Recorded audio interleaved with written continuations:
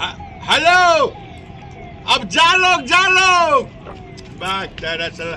जा लोग आग नहीं खेला गोल बात तेरा किने कोई रे आग नहीं खेला गोल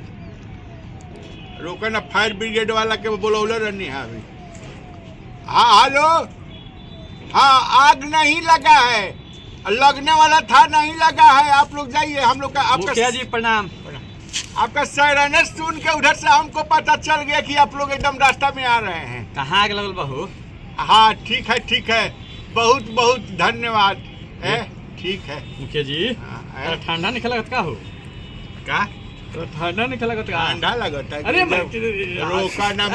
जान जाता तरह ये गर्मी के चलते गर्मी हो गई देखला कि फायर ब्रिगेड के अब ही माना कहनी है कि मत आवा लोग ये तो तारा गर्मी कथी के हो गई इतना ठंडा पड़त आवे या तारा गर्मी होता हमरा नु ठंडा ये गर्मी लगता कैसे गर्मी हो गई? अरे आटवा जान तोरा का भइल हां गेहूं भइल बनु हां अब गेहूं भइल बा त ये निकलनी है आज छोड़ में से हां छोड़ में से निकाल के या उहे पिसवा देनी है आटा हां आटा पिसवानी है पिसवा के लेनी है हम कहनी है कि ऐसन बाकी जाए के बतनी खेत हो चट्टी पर हां तो तनी जाए के बतल हमरे के कुछ खिया दे। अच्छा हाँ खिया दे नाश्ता उस्ता करवा दे। हाँ बुझा कि बैठा रहनी है कोठरिया में आउ है बुढ़िया हमार ओकर आदत है जब हम खाए के कहब वही घड़ी चूल्हा एकदम एथी कर दी हाँ गरम खियावेली गरम खानी। हाँ जीवन भर तो लइके खानी आजो लइके हाँ लइके खानी रहल ऐसन लइका फैका हो गई जी ना कहत नहीं लइके रहल लइके रहनी आजो। हाँ बुद्धि भई रही त कुछ और रोकता का अरे कहत नहीं बुद्धि रही त माने बुद्धिमान लोग अच्छा जगह बा अच्छा जगह बा हमहू अच्छा जगह तो उहे जन बाटे अब उहे जन बाकी ओने से बना के ए फूलल रोटी है रोटी है फूलल रोटी जन बाटे थरिया में रखा था एक गो रोटी आवता एक हके गो आई एक गो आई राजा महाराजा घर न दुगो आवेला भीख मांगा संगे कहके गो भाई का कथा ना कहत है एक गो आवता जबान पर लगा कहते तनी अरे कहत नहीं माने एक गो रोटी हम जीवन भर एक गो रोटी खइले बानी। हां मांग के खाइए ते कह के खाइए मांग के माने हम भीख मांगते नहीं अपने घर में। अरे ना माने बुढ़िया प्रेम से बना के खियावेले। अच्छा उहे बुझा कि अभी थरिया बाटे ओमे मरचा के अचार भुजिया आलू के अच्छा हैं आ उहे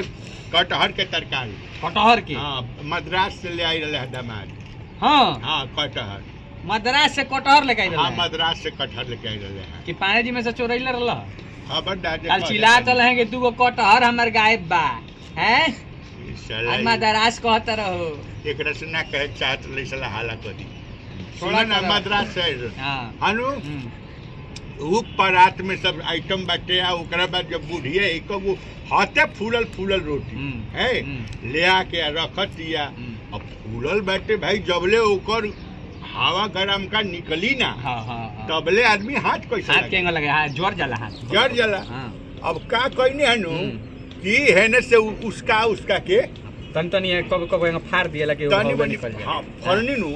बस मुंहे पर मर झोंकलस गरम हवा नी ओकर रोटिया पे जन रहे रोटी में। हां अरे रोटिया फूलेला हां तो मैं गरम हवा रहेला तबे नु फूलेला ओही पर तनी मनी मुंहवा उसकौनी है एने से मरल से के बुझा दे कि साला भेकम छोड़ दो उतना थोड़े मरल उ ए मारला साले तरह के रोटिए न मन छोड़ ऐसा तो मारी कहां से। अच्छा हां मरल त देख लो एकरा से ने हां मुंहे करिया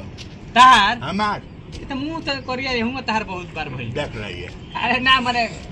वो से लेकिन वो स्वाद ऐसा नहीं कि छूटो ना। हाँ एगो रोटी खैनी दोसर का आ गई फिर दोसर को के छोड़ौनी दोसर का के अब की हेने मुंह का के ना हेने से हई से छोड़ौनी अब गई एकदम रूम में। अच्छा रूम में गर्मी टेम्परेचर एकदम गरम है फिर छोड़ौनी फिर आई रोटी फिर छोड़ौनी ऐसे कह के 8 गो रोटी खैनी। अच्छा 8 गो रोटी खैनी 8 गो रोटी के जन गैस रहे वो रूम में अब तो रूम में जन बुझा कि मैंने भर गई रोटिया के गरम हुआ रूम में आ उसे रूम गरम हो गई कि तर पसीना फेंकता हनु हमरा बुढ़िया के तो एक्सपोजर मार देले बा। का मतलब है सरद गरम काहे कि बुढ़िया ने खाना बनाओ हनु रोटी ठंडा में बनाओ इन्हें गर्मी बैठे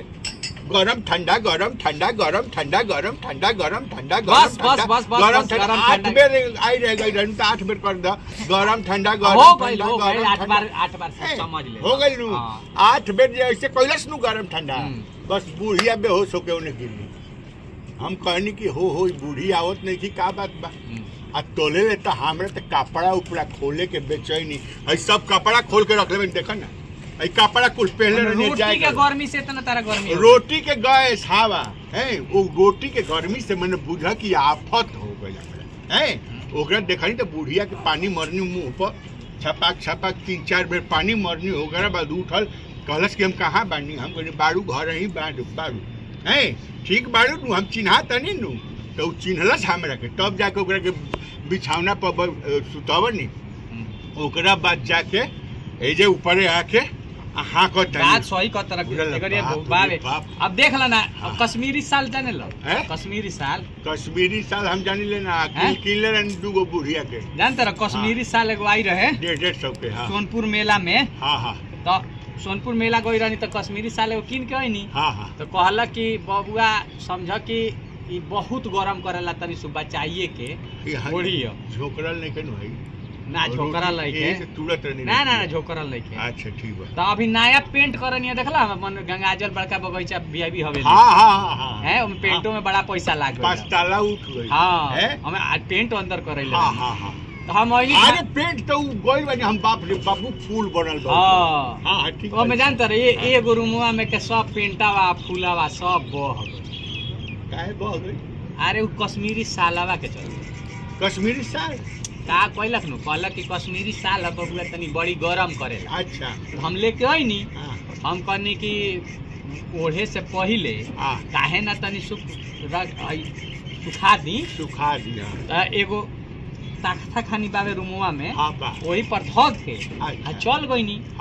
अब बुझा कि उ कश्मीरी साल चारों ओर से रूम होम पैक रहल गेट उट पैक तारा सीढ़ी ओढ़ी पैक सब पैक अब उमें बाहरी तो ठंडा हवा घुसल ना घुसल अंदर रूम के अंदर बा कश्मीरी साल है रूम के अंदर वो दूगो जोड़ा अब जब कश्मीरी साल गरम करे के शुरू कैलक अब ओकरा गर्मी से एकदम पेंट बह के गिरता हम बहरी उठो कहतनी कि दरवाजा के नीचे से आवत कहाँ बा पेंट तो सब नीचे धइले बनी हमरा लौकते नहीं खे कि का होतावे अच्छा वो पेंटवा सब चूहे लागल चू के इतना उस कश्मीरी साल में गर्मी रहे कश्मीरी साल के गर्मी से वो चुवत नीचे देखता नहीं होई मुहे गेट के नीचे हार फोड़ देले बावे आ लोग उन्हें से बाल्टी ले जाके लोग लागल अपन घर पेंट करवावे अच्छा वही पे से बाल्टी के पेंट अरे कौन का करे अरे हमार पेंट है तू हो गई कश्मीरी साल से और लोग बाल्टी उठा के ओसे माने अपन घर पेंट करे लगे तो जाके बड़का बगीचा में देखो 3-4 घर पेंट भइल बाबे ओही से लेके बल तक से भइल बा ओही से भइल बनू तो तारा सालवा गर्मी से माने छूटे लागल कुल घेरे लागल पेंटवा अरे कश्मीरी साल रहे जल्दी तारा कभी तो फेंको तनी जो जल्दी जो साले कुकुर कहीं का साले साले 1.5 लीटर पेंटे लागल हुई साले चूहे बकर तो 1.5 लीटर चूहे रे साला बाल्टी आदमी कैसे ले जाई ओने इनके साल से गर्मी चूहे लागता पिघिल के पेंट कुकुर साले कुकुर कहीं का साला आई है मां ठंडा भर कह दे तनी इज्जती हो के बस साले ना आइबो बदमाश कहीं। नमस्कार दोस्तों, मैं आपका दोस्त वीआईपी विजेंद्र सिंह रउरा देख रहल बानी आनंद मोहन ऑफिशियल। जी प्रणाम। और ये चैनल पे ये वीडियो कैसा लागल है लाइक करी कमेंट करी, चैनल सब्सक्राइब नहीं के लेता सब्सक्राइब करी। मामा बहुत दिन बाद आइल बानी फिर हमने के एक से एक फेंकू बाबा और फूफा खिसियाइल बड़े थेथरलो जी सब लेके आ रहल बानी और एक से एक रील्स जोन बाटे रोल के देखी एकदम फर्स्ट क्लास बहुत मनोरंजन करी। हाँ रुआ हंसी लेता अच्छा लगेला। इंस्टाग्राम फेसबुक सब पर रुआ लोग जाई देखी हंसी मुस्कुराई खूब मनोरंजन करी और ऐसा ही गुदगुदात रही हमने के आशीर्वाद देते रही अपने हंसी और पड़ोसी के भी हंसे आई शेयर करके तो हंसत रही मुस्कुरात रही वीडियो देखते रही। धन्यवाद, लव यू।